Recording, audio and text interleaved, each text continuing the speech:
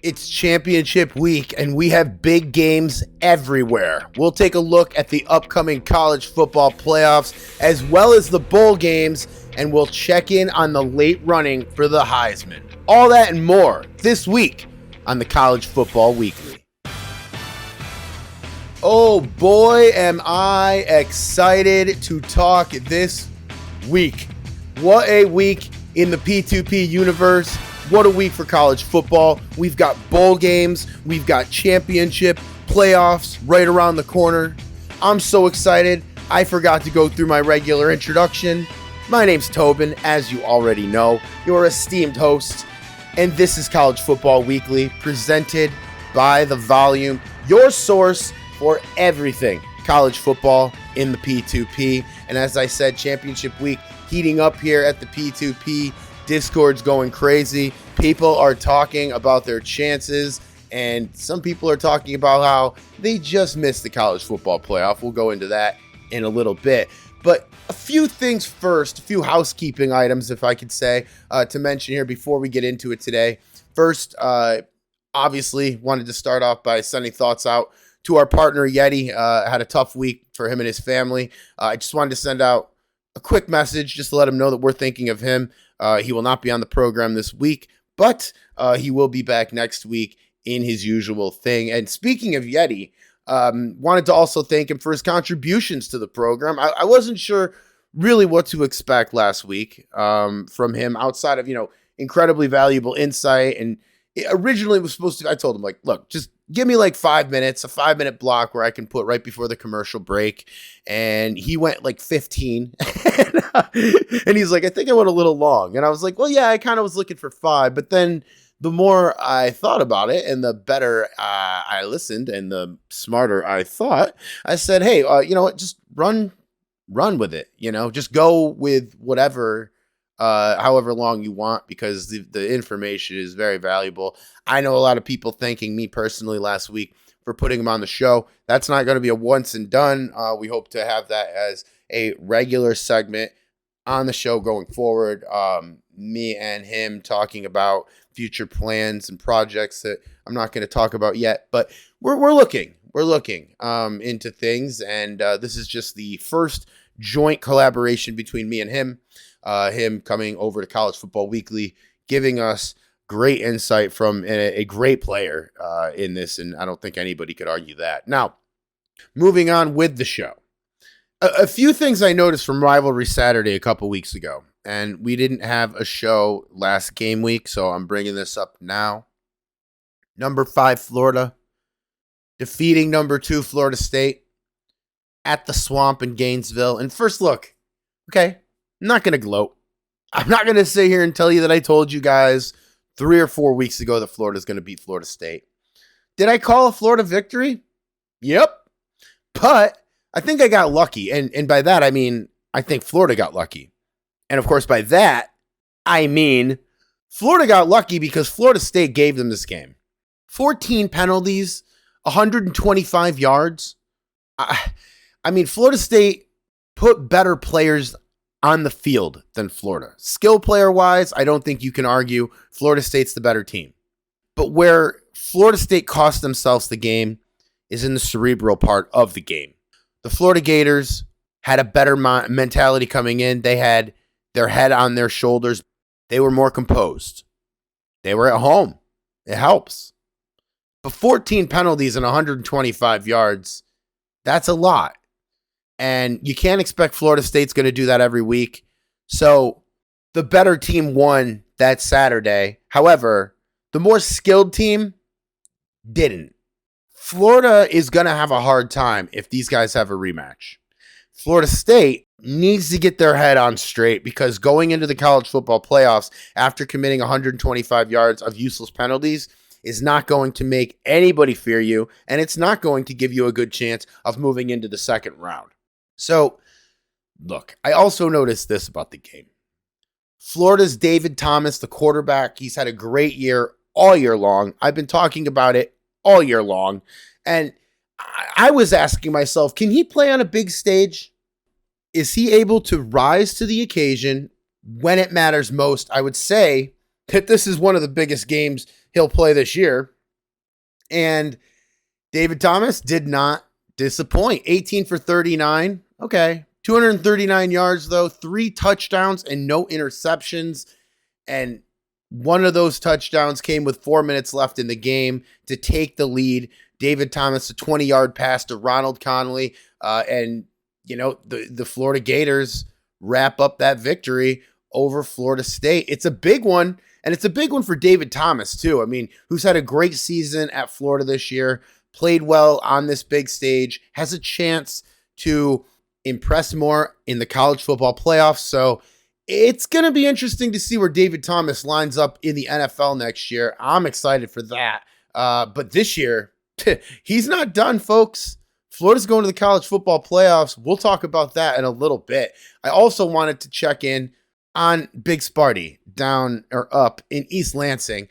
Michigan State, they finished the season 0-12 and winless for the first time. And honestly, it's not that far out of reach to think that they might do it again and they might repeat next year. I mean, rumors of a new athletic director are circling in East Lansing. Nothing's been confirmed yet. However, if they do get a new athletic director, Michigan State could be headed back up the chain. But if they don't, expect Michigan State to be there. Now, for the Spartans, though, a fall, right? Last year, they were 1-11. The year before that, they were 2-10. They keep declining in wins per season until this year when they had none. And obviously you can't be a negative number, so we're at the bottom. Sparty's in trouble. We are rock bottom. And now with news that they're going to be going down to the MAC and trading places with, I believe, Central Michigan, Michigan State finding itself in bad waters, and they're gonna have to do something to figure it out. They're not recruiting well out in East Lansing, and they're not playing well out in East Lansing. Those two things combined make for a very bad program. Now, look, the thing that we really want to talk about here is championship week, and I'm excited. Last week was a big one. Championship week always is, right? I mean, just as we think we know all the answers here in the college football universe, the college football universe, the P2P universe seems to change all of the questions. And I have some questions of my own this week. And the first one that blares at me is, how is Nebraska still in the college football playoff and Kentucky isn't? I mean, let's talk about Nebraska for a second, shall we? All respect to those in Lincoln chopping and mowing down corn. But how are you guys here right now? A loss in the Big Ten championship to Michigan makes Nebraska not worthy of being here, in my opinion. Kentucky, who's right behind Nebraska in the rankings, won their game. They took care of a good BYU team that went 7-5 this season. That's good enough for me. And in my opinion, Kentucky, let's just be honest, Kentucky got robbed of a chance to play in the national championship. Would they have went all the way? Would they have won the tournament? No, but I don't see how that's relevant. It would have helped recruiting. It would have helped them get to a next level. And besides that, I don't think Nebraska is going to win it either. I think Kentucky's the better team here, and I'll prove it. Nebraska, record 12-1. Kentucky, 10-2. Well, wait, Tobe, you're shooting yourself in the foot here. That doesn't make sense. It still does. Follow me. Nebraska's 12-1 season included wins over number 23 Illinois and number 7 Western Michigan. That's big. Kentucky's 10-2 season had number 19 Ole Miss, number 18 LSU with victories. Kentucky beat number 19 and number 18. Now, cool. Nebraska, they beat number 7 Western Michigan. That's better than 18 or 19, right? I know I'm throwing a lot of numbers at you. But follow me here, if you haven't yet. Let's look at their losses. Nebraska's one loss came to number 30 Michigan in the championship. Kentucky, they have 2 losses. It is to very good teams, both in the college football playoffs, number 5 Florida and number 6 Georgia. To me, 2 losses, number 5 and number 6, they still make your team look better than a loss to number 30 Michigan. And that's no disrespect to anyone in Ann Arbor. I don't know how Kentucky's not in this. I don't understand. The strength of schedule seems better for Kentucky. It seems like they've had more competition, and it seems like the competition that they did have and they did lose to, it could make for some pretty interesting rematches. However, that's not going to happen. And either way, Nebraska's in. It needs to really focus because Utah is a good team. And some analysts in Discord, they're saying they could go all the way. I'm not going to argue with them until we start looking and start peeling back the layers of Utah, right? My other question is, will Sears be available for the Utah game against Nebraska? Because the last I checked, he has a scratched cornea. And a scratched cornea is, not to be a doctor here, the outer layer of your eye. It's the part of your eye that's responsible for blocking out sunlight. I wonder if Sears is going to be fully healthy. And with that, with an eye injury, that means, can he see completely? Is there limited vision? Because with limited vision, I have to wonder if that's limited ability to do what he does. And obviously, as a quarterback, he needs to be able to see down the field. We'll see how he's feeling come Saturday. Right now, he's listed as a game time decision, but if Sears is unable to go, redshirt freshman Norman Cordona, who has 4 touchdowns in his short career, will come in for Anthony Sears and try to lead the team. And look, I can see Utah switching up a strategy at this point to rely on more running from their junior running back, Matthew Horn. He had over 1,000 yards this year.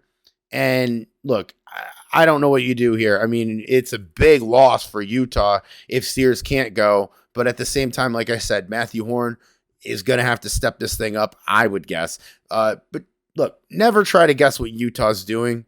A lot of people learned that earlier this year.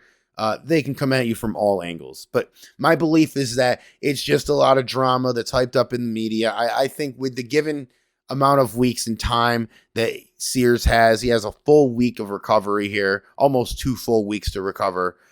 Sears should be ready to go in 2 weeks' time as Utah takes on Nebraska. And if that is so, Nebraska's going to have a very, very hard time winning this game. And they're going to have a lot of questions for them in terms of, was Kentucky the better play here? Maybe, but we're never going to find that out. My third and final question, coming from the Heisman race, Daniel Kelso is the only one for Virginia, is the only one of the top 3 finalists for Heisman that has made it to the college football playoff. Mark White in Cincinnati, Ed Schaefer of UConn, they're both in bowl games, but they're not in the college football playoffs. So look, Kelso has increased competition. Kelso and the Virginia Cavaliers will take on Florida, who have the 10th best defense in the country. But if you look at it, it's largely due to their run defense, which ranks 26th in the country, and overall yards per game, which ranks 23rd. Their pass defense, if we peel back the layers, ranked 48th in the country. They've given up 240 yards per game. Florida's one defensive weakness is their pass defense, and Kelso with a good game could solidify his win for Heisman with a good showing here, I would think. I mean, against Florida. And there's still some more football to play here for Virginia and Kelso if they do beat the Florida Gators, who are red hot coming after that win a couple weeks ago over Florida State. Now, Mark White for Cincinnati plays Arkansas in the Birmingham Bowl. Arkansas actually better against the pass than Florida is, ranking 39th, while also playing many of the same teams Florida has. So it's apples to apples as far as the level of competition. And Ed Schaefer for UConn playing Charlotte in the Frisco Bowl. Charlotte's ranked 73rd in the defense, but not an overly impressive team. I expect Ed Schaefer to have a big game here, maybe drop Mark White down. It depends on how the committee sees the level of competition here this week. My vote doesn't matter for either one of them. We'll go to Kelso. It's his to lose. It's his Heisman to lose, and I don't think he's going to. So these next couple weeks will be very telling for the Heisman race. Now, we're going to go to commercial break. When we come back, we will talk about some bowl games. We will talk about some college football playoffs. As I said, this is an extended version of the podcast this week because we got a lot to talk about. We'll do it when we come back.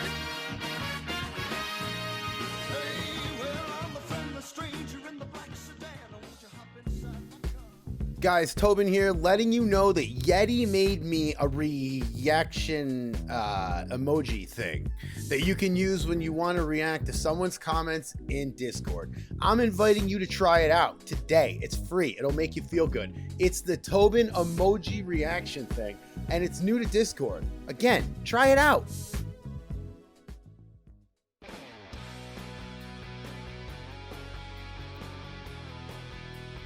Back here on the program, College Football Weekly, presented by The Volume. Tobin, hanging out with you on a Wednesday brunch time, getting close to lunchtime, getting close to me ending this right now if we keep talking about that.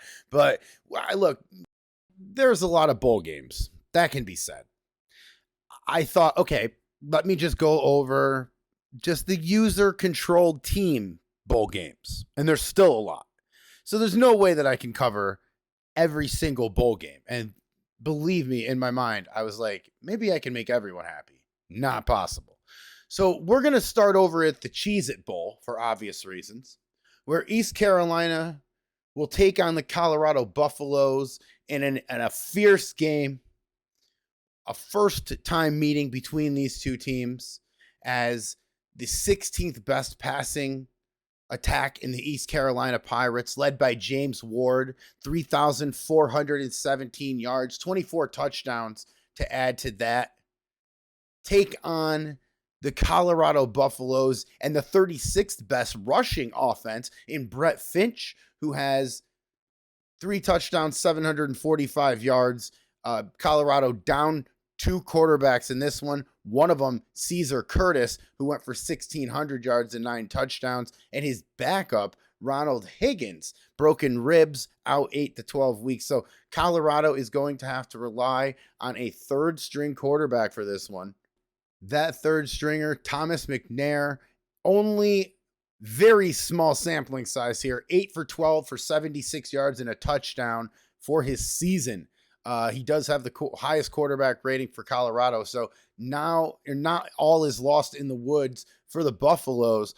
It's just East Carolina is a good team, and they are going to have to play their best, especially with an inexperienced third-string quarterback. As we just said, Curtis and Higgins out for the Buffaloes. It will probably prove a factor in this one, and I see Eastern Carolina walking away with this one in the Cheez-It Bowl, putting that Cheez-It Bowl trophy next to all the other ones that matter most at East Carolina.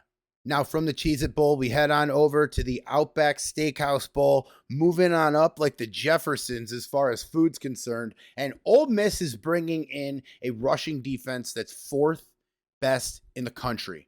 That will take out Purdue's best part of their offense, which is their run. John Fortier for Purdue, 765 yards and 4 touchdowns. Quarterback Pat Herron for Purdue, also 17 touchdowns, went for about 2,500 yards this year. But I think Ole Miss is too strong in this one. The rushing attack, rushing defense, I should say, is good. The rushing attack is also good. Ole Miss, Robert Cosgrove, 748 yards and 6 touchdowns here this year. So, look, I think Ole Miss is just too good of a school to lose this one to Purdue. No offense to Purdue. They've had a good year. It's just Ole Miss going to be eating more steak here at the Outback Bowl. Now we move over to the number 18 team in the country, the LSU Tigers, taking on Rutgers in the Citrus Bowl. And look, the LSU Tigers coming in with the best passing attack in the country, averaging 400-plus yards of offense. And the worst rushing attack, by the way, 45 yards a game. So LSU relying heavily on that offensive attack, but they will not be able to rely on the best passing attack. Quarterback, I should say, Frank Sherrill, a broken collarbone, takes him out of action, and now LSU will have to rely on Michael Dietrich to come into this game and beat Rutgers. Dietrich's decent stats, 43 for 80 for 875 yards, 12 touchdowns, and 2 interceptions. It's a better quarterback rating than Frank Sherrill, frankly. 190 to 175 for Frank Sherrill. However, we know obviously Michael Dietrich has not a lot of experience, and he has a lot of time to prove us wrong or right. Frank Sherrill has proven us right, but Dietrich hasn't proven anything yet. He will take on Rutgers, and I think they'll be fine. I think LSU takes this one in the Citrus Bowl over Rutgers, and they improve their record and their ranking from number 18. And we'll move on from there to the number 10 team in the land, the Notre Dame Fighting Irish, taking on the Louisville Cardinals. And it's a first-time meeting from these two. Notre Dame and Louisville never scheduling one another. But Notre Dame comes in with a very stingy defense. They are they're fifth overall for yards a game against, and they are third in rushing, 22nd in passing. Louisville is going to have their hands full with the Notre Dame defense, and Louisville's got a good defense of their own. Number one passing defense in the country, just allowing 178 yards on passing, and that is not Notre Dame's strength. Notre Dame's strength is the run. They are averaging 196 yards a game with Deion Sorensen, 921 yards for the season for Sorensen, 4 touchdowns. He's doing very good, and he's going to, I predict, run pretty well on Louisville. And Notre Dame's not going to be able to pass. Ricky Sanders for Notre Dame is going to have a hard time passing on this Louisville defense, and I don't see Notre Dame trying to do that. It's expected to rain during the game, so I see a Notre Dame victory here over Louisville. It's going to be a lot closer than people think, but Notre Dame, they are going to hold on to their number 10 ranking and possibly move up depending on what the rest of the schedule looks like. Finally, we move over to the Sugar Bowl, where the number 14 West Virginia Mountaineers match up with a very bitter number 9 Kentucky, who thinks that they should be in the college football playoffs and the number 8 seed, currently held by Nebraska. We went over that earlier in the program. But look, West Virginia doesn't care about any of that. They come in with the 28th best overall offense in the country, 3rd best rushing in the country, and they are going to try to rush and run all over Kentucky with Charles Tucker, 1,084 yards this year, averaging just over 5 yards a carry. West Virginia is a tough one, and Kentucky's not playing in their right minds. They are playing very angry, very bitter. It can work out for them, or it can work out against them in terms of penalties and frustration and things like that. Thomas Conley's been very cool all year for Kentucky, 2,903 yards. He comes into this game with 24 touchdowns for Thomas Conley as well. That offense for Kentucky, 44th in rush and 59th in pass. The West Virginia defense, very good. 23rd against the run and 32 against the pass. So West Virginia matches up very well with Kentucky. There's a potential upset here. I just think Kentucky is too good of a team and built too well to lose this game.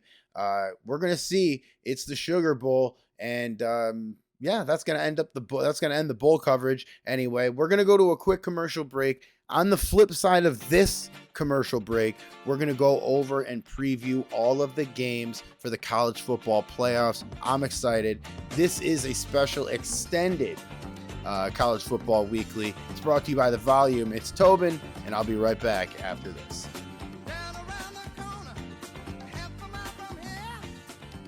The college football playoffs are here.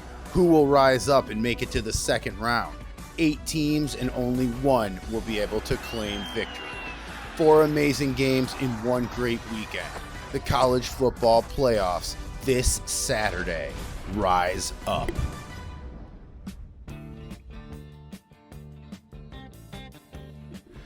And welcome back, College Football Weekly, presented by The Volume. Tobin here with one last segment for you. We want to talk about the college football playoff. I mean, Nebraska and Utah, Florida and Virginia, Western Michigan taking on Florida State, and Georgia taking on Baylor. And this is going to be a good playoff. I'm excited for it. And first, I wanted to try to kind of get back into good graces with my people out there in Lincoln. I said at the beginning of the program that I'm not sure Nebraska belongs. Now, before I get everyone in Lincoln more upset with me, I want to say this. I'll rephrase it this way. I think Kentucky belongs more than Nebraska, but it's not like Nebraska doesn't belong in the college football playoffs. Quite the contrary. Nebraska's won 12 games this year. They stand at 12-1, and that's nothing to sneeze at, right? You don't look away from 12-1. 95% of the college athletic teams out there in football, baseball, any sport would take 12-1, right? You can look at Nebraska one of two ways, though. They either know how to win close games, or they aren't dominant enough to truly pull away from their opponents. And by that, I mean this. Nebraska beat Maryland by a point. Michigan by 2 points earlier in the year, and then lost to them when it really mattered, right? They beat Iowa by 4, Tennessee by 2. They put up the 17th most points per game in the country, and they'll need to do that and more against this team, this Utah Utes team. As we mentioned before, the game, it's a wild card because if Sears is able to play, I don't see this being a contest. No offense to Nebraska. I don't see this being a contest for a lot of teams.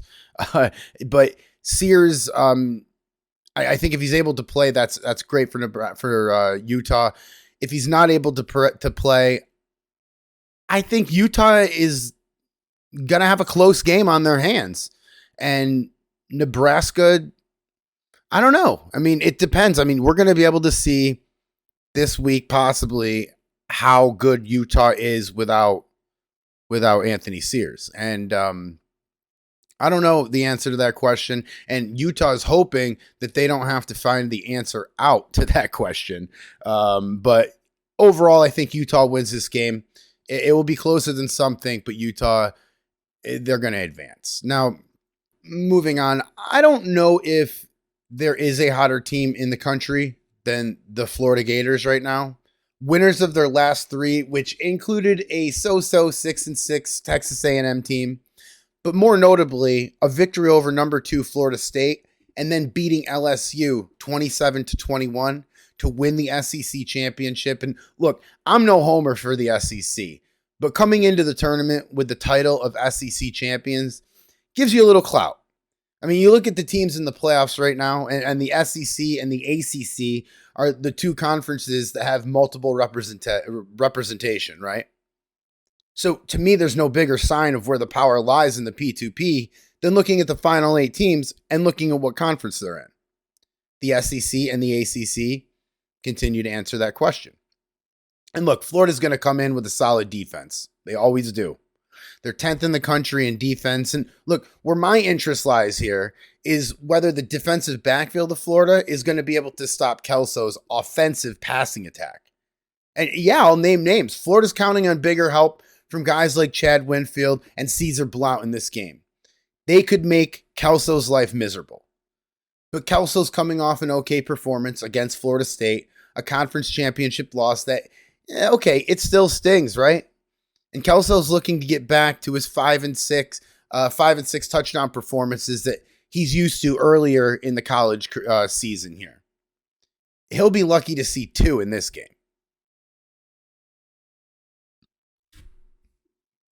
The competition is just too good. And that's not a knock on Kelso at all. I mean, I don't know. Maybe I'm wrong, but either way, every other week for Virginia, it's either Kelso or his partner in crime, wide receiver Eric Southard, who makes the plays here for Virginia. Let's be honest. Since week 7, looking back in the Virginia season, it's been the same story between these two.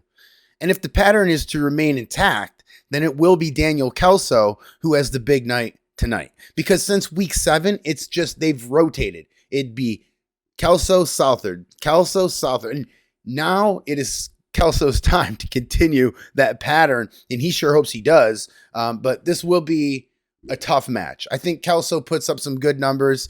I think Virginia just squeaks by Florida here. And I can tell you, whoever wins this game will be running with a lot of confidence, a lot of momentum going into next week's semis. It'll either be one of the hottest teams in the country in Florida, who could have then beaten number 2 Florida State, then LSU for the SEC championship, then number 4 Virginia. I mean, when you go into the semis with that, you're looking like a very good team to beat. Or it could be Virginia, who just beat that team and has a quarterback who is looking like a Heisman contender. So, and a Heisman winner, shall I say. So, look, I'm predicting Daniel Kelso has a big game here. He beats Florida. Virginia will advance to the semis. Now, over on the other side of the bracket, we've got Western Michigan and Florida State. And Western Michigan's been on a roll here in the past 3 years even. I mean, it's no surprise to see them back in the college football playoffs this year. Western's earned a 39-4 record over the past 3 years since 2016. Okay. So what I'm saying is they're no Cinderella. And the offense this year, led by freshman Robert Thompson, who is an incredible team player, but this year he also stepped out into his own. 3,200 yards passing for Thompson as a freshman. To me, that's incredible, especially when you're doing it at Western Michigan, a team that is in a bigger conference because they got promoted, but they might not have all of the great players that all these other big conference teams have yet. They got really good coaching. They got a couple really good players in Western Michigan, but a freshman to step in, that's impressive to me. Now, will this inexperience play a factor, though? I think it will be. I mean, he's a freshman walking into the biggest game of his life, and it's against the best defense overall in college football, in my opinion, in the Florida State Seminoles. I like Western Michigan. I no longer consider them a Cinderella, as I said, but they're here to stay. And I think that this year, they're not here to stay. I think Florida State knocks them off. But for Florida State, look, let's not gas the engine so quick. Defense wins championships, right? Absolutely. But you know what loses championships faster than defense wins championships? Mental mistakes. And Florida State made a lot of mental mistakes last game. That's why they lost to Florida. That's why they had 14 penalties for 125 yards. I'm sure that number is somewhere on campus at Florida State where these players could see it and say never again. Because Florida State, if they want to win the championship this year, they need to get their head on their shoulders. They need to play a smarter game than they did against Florida. I think they will. I think Florida State wins this one. Florida State moves on and beats a very good Western Michigan team, who, by the way, with Robert Thompson, Western Michigan's not going anywhere, and I think big things for freshman Robert Thompson over there at Western Michigan. But as I said, Florida State gets it done. They move on in this one. Now, last but not least is the Georgia-Baylor game. The Bulldogs and the Bears meet up for the second time ever. And hey, in case you were wondering, Baylor won the previous meeting. But that means absolutely nothing this week, as Georgia and Baylor both bring in strong running games this week. Georgia's led, of course, by a big name, J.C. Ray, who ran over 1,000 yards this year and had 12 touchdowns, had a good year for Georgia. And Baylor, on the other hand, combats that with Tyrone Dixon, and he rushed for 1,200 yards, 15 touchdowns. The better single stats for Dixon, but J.C. Ray also with that Georgia defense or that Georgia running attack. He's not the only one that Georgia's got. He also has a strong supporting cast, but that all equates to Georgia having the 9th best rushing attack in the country, whereas Baylor brings in the 4th best, right? But this game will be played on the ground. They're not going to throw it a lot of times in this game. It's going to be a 3 yards in a cloud of dust kind of game, but obviously there's going to be a bigger amount of game than 3 yards. These running backs are electric for both teams. And where I think the separator in this game is in the defense, where Georgia's ranked 2nd against the run and Baylor's ranked 25th against the run. So I like Dixon, but I don't think he's going to be able to run on this Georgia defense like he has on some other teams this year. I think the Bulldogs win this game. That's what my prediction is. Baylor could easily win this game and not surprise me, but I'm going with the Bulldogs to win this game. And that's the final word, right? And that is the final word for the podcast this week. Next week, the return of Yeti. He's going to help us get better. Trust me, I'm the one who needs the most help, guys, okay? I just like to talk about your teams because my team's not that good. But either way, I enjoy it, and I enjoy this year. I enjoy the college football playoffs that we are going through right now. Best of luck to everyone for real. And that's it. We'll see you next week.